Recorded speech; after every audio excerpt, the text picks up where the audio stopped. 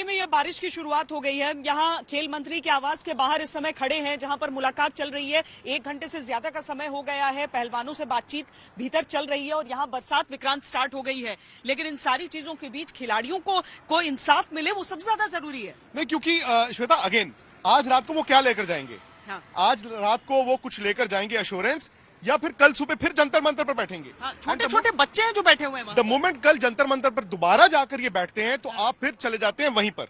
आप वहीं चले जाते हैं जहां से शुरू हुआ था। फिर कल आप वही बातें करेंगे, फिर अपनी मांग रखेंगे। इसका मतलब ये भी है कि स्टेलमेट चलता रहेगा।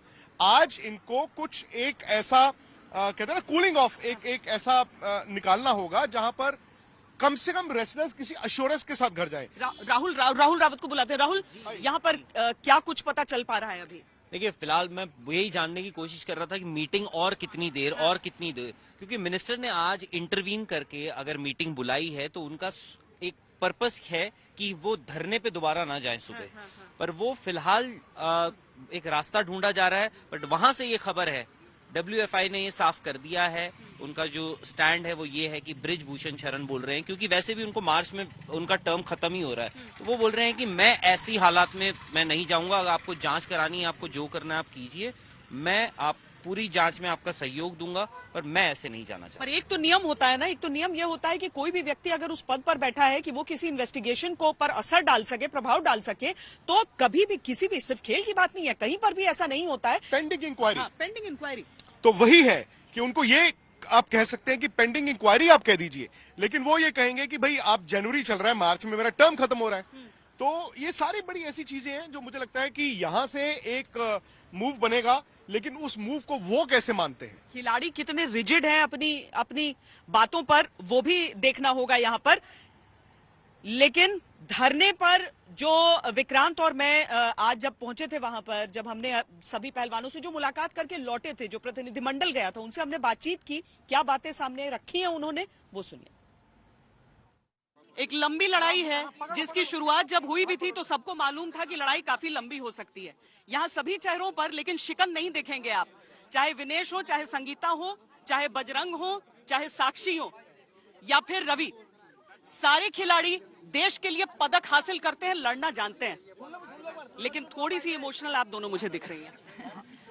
देखिए, अगर हमारी जो जूनियर लड़कियां हैं वो लड़कियों का मुद्दा है, इसलिए हम लड़कियां आई हैं। अदरवाइज तो हमारे जो मेल रेसलर है वही संभाल लेते, सबको देख लेते। हम लड़कियां इसलिए आई हैं क्योंकि हम लोगों ने इनको कभी सामने नहीं बताया, क्योंकि हम जिस एरिया से है, जिस कंट्री से है, उसमें शर्म हया नाम की कोई चीज होती है, आत्मसम्मान नाम की कोई चीज है, उसको हम छिपा के रखना चाहते थे। लेकिन एक दिन ऐसा आ गया कि अभी की हर चीज की लिमिट पार हो गया, ना लड़के, अब लड़ना जरूरी था।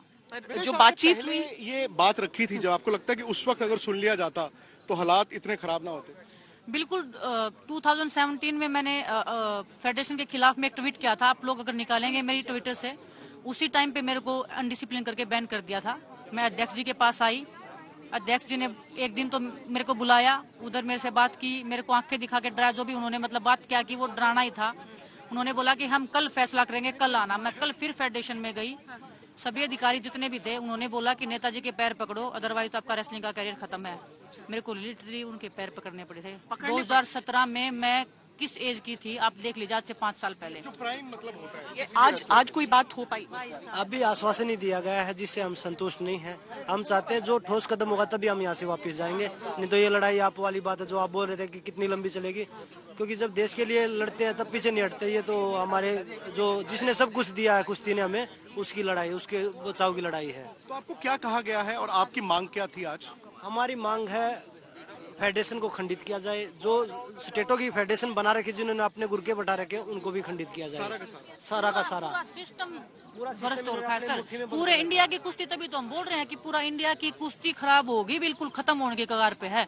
ये सिर्फ फेडरेशन का नहीं था, हर स्टेट की कॉल, तभी तो सभी स्टेट से कॉल आ रही है लड़कियों की कि आप लोगों ने अच्छा किया दीदी, थैंक यू। हाँ, केरला से और महाराष्ट्र से कॉल आ रही है। केरला से पता नहीं कहाँ से नंबर निकाला है, वो लड़कियां खुश हो। ये सब कह रहे हैं कि हरियाणा वर्सेस यूपी है, ये नहीं है। नहीं, यूपी के आ रहे हैं, यूपी के रेसलर आ रहे हैं, इधर आपसे दिखाते हैं।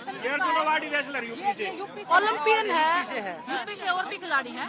बच्चे हैं यूपी, कई बच्चे इनमें यूपी से हैं। रेसलिंग, महिलाओं की रेसलिंग यूपी से अगर खत्म हुई है तो अध्यक्ष जी के शोषण के कारण खत्म हुई है। जो मेल रेसलर कुछ बचे हुए हैं, जो पहले के हैं, वही आए हुए हैं।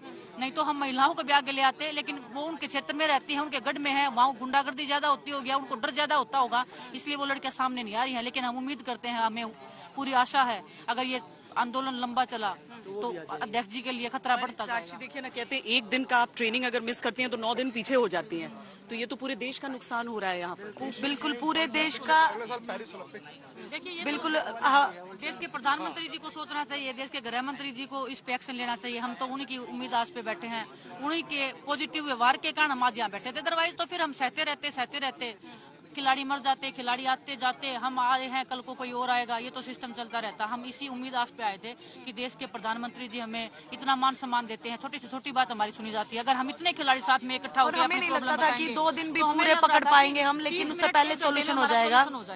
हम यही सोच के आए थे कि हमारा सोल्यूशन जल्दी हो जाएगा, क्योंकि आप देख सकते हो सब अपनी ट्रेनिंग छोड़ के बैठे हैं, और वैसे ही हमारे देश में मेडल्स ओलंपिक्स में इतने कम आते हैं, और ऊपर से सब जो अभी के बार के जो ओलंपिक्स आ रहा है पेरिस में, सब दावेदार यहाँ बैठे हैं। सब हिंदुस्तान के अब तक कुल हैं, जिसमें से 7 रेसलिंग के हैं और 4 मेडल यहाँ पर बैठे हैं। बजरंग, आपने कहा कि सारे जो राज्य हैं उनके संग आपका रेसलिंग फेडरेशन ऑफ इंडिया, लेकिन आपने एक ऑल्टरनेटिव क्या दिया है कि आप एडहॉक कमेटी चाहते हैं, और अगर 22 तारीख को ये सब ना हो तो क्या होगा? देखिए, जब तक हमारे साथ न्याय नहीं होता, क्योंकि हमें प्रधानमंत्री जी ने हमेशा खिलाड़ियों को सम्मानित किया है, उनको बात हमेशा सुनी है, तो हमें पूरी उम्मीद है प्रधानमंत्री जी से भी, गृह मंत्री जी से भी और खेल मंत्री जी से भी, वो इस चीज का समाधान निकालेंगे। और अगर इसका समाधान आज हम कल ऐसा ठोस कदम उठाएंगे, कल हम FIR भी करवाएंगे उनके खिलाफ, क्योंकि हमारे पास सबूत है। हम चाहते हैं कि किसी का भी नाम सामने ना आए, इसलिए हम चाहते हैं जो एक दायरे में जो चीजें बंद हो गए करो। हम कोर्ट कचहरी के चक्कर काटने लग जाएंगे, जो चीज का हमें डर था कि रेसलिंग का कैरियर खत्म हो जाएगा, तो फिर वही कोर्ट कचहरी में तुम्हारा कैरियर खत्म हो जाएगा ना। इसीलिए हम माननीय सुप्रीम कोर्ट के लोगों को बुला लीजिए, प्रधानमंत्री जी बैठ जाएंगे, कोई तो ऐसा हो, लेकिन हम बड़े अधिकारियों से बात कर सकते हैं, क्योंकि कॉन्फिडेंशियल है, लड़कियों का मामला है, हम कोई भी रिस्क नहीं लेना चाहते। बात बताओ संगीता, सोनम, आप लोग सब तैयार हैं एक लंबी लड़ाई के लिए? हाँ जी, सॉरी मैंने सुना नहीं। लंबी लड़ाई होने वाली है। बिल्कुल, हम सभी इसी लड़ाई में साथ देने के लिए यहाँ पे बैठे हैं, चाहिए कितने भी दिन जाए, पर हम यहाँ उसी के लिए बैठे हैं। बिल्कुल लंबी लड़ाई, और करियर छोड़ के बैठी है, छोटी छोटी लड़कियां करियर छोड़ के बैठी है, अभी बोलना भी इन्होंने नहीं सीखा है, तो नौकरी के लिए स्ट्रगल कर रही है, और वो अपना करियर दांव पे लगा के बैठी है, तो कुछ तो सोचना चाहिए। आखिरी सवाल, बजरंग, कल क्या होगा और 22 तारीख के बाद क्या होगा? देखिए, कल क्या है वर्स्ट केस? हमें इस्तीफा नहीं चाहिए, हम इस्तीफे की मांग ही नहीं कर रहे, हम तो खंडित चाहते हैं ना, इस्तीफे की भंग होनी चाहिए, खंडित होनी चाहिए। वो एश्योरेंस नहीं मिली आपको? नहीं, अभी तक कुछ नहीं मिला है, और वही बोल रहे हैं, अगर हम कल तक हमें नहीं कुछ मिलता तो हम लीगली भी एक्शन लेंगे, हम कोर्ट के थ्रू भी जाएंगे सारे, क्योंकि हमारे पास सबूत है, और वही बता रहे हैं, हम दायरे में रह के करना चाहते हैं, क्योंकि हमारी बहन बेटियों की भी इज्जत है। लेकिन हम यहाँ से नहीं उठेंगे, अब विश्वास है, देश साथ है? जी बिल्कुल, पूरा विश्वास है। बिल्कुल देश साथ है। मैं भारत माता की जय के नारे ही यहाँ पर सुन रही हूँ, और मुझे लगता है उसके साथ ही हम अंत करें। जोर से लगा देंगे, 1-2 नारे लगा दो भाई, भारत माता